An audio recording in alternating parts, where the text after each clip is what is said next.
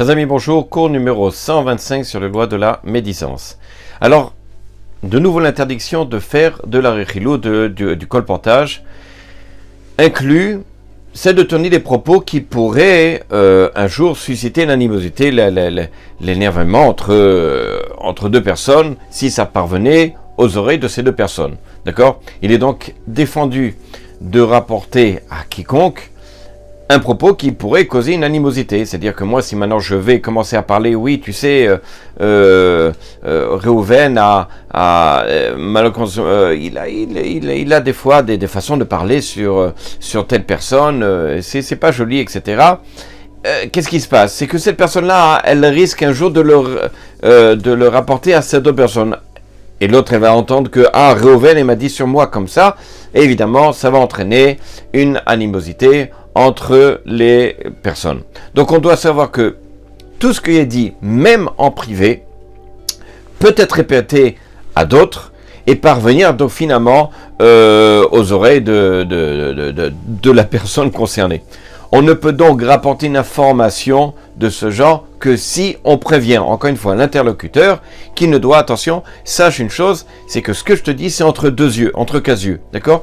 Je te demande de ne pas le répéter. Dans ce cas-là, évidemment, si on a confiance à qui on parle, dans ce cas-là, on pourrait, à la rigueur, en parler, sachant qu'il va faire attention à cet avertissement-là. À condition, bien entendu, qu'il ne s'agisse pas d'une information péjorative, sinon on rentre dans la catégorie du problème de la shonara, de la médisance.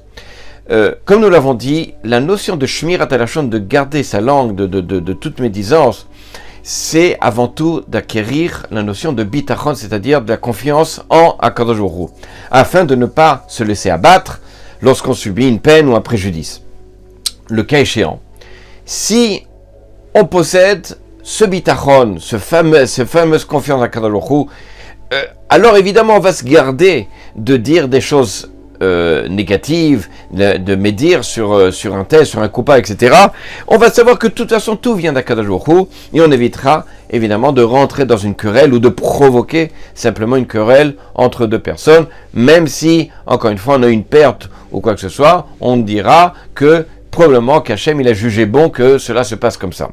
La Gemara dans Menachot, elle nous dit justement, lorsqu'un homme met sa confiance en Hachem, alors il mérite que Hachem lui-même soit son refuge dans ce monde-ci et dans l'autre monde.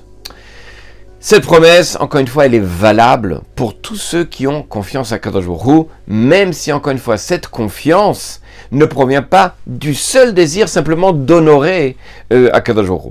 On la méritera, évidemment, donc seulement lorsqu'on va s'abstenir d'une querelle pour éviter de dire, évidemment, la shonara, si jamais il y a quelque chose qui risque de se passer, mieux est de se taire, sachant que on a une confiance à Hachem, tout ce qui arrive, il arrive que pour le bien.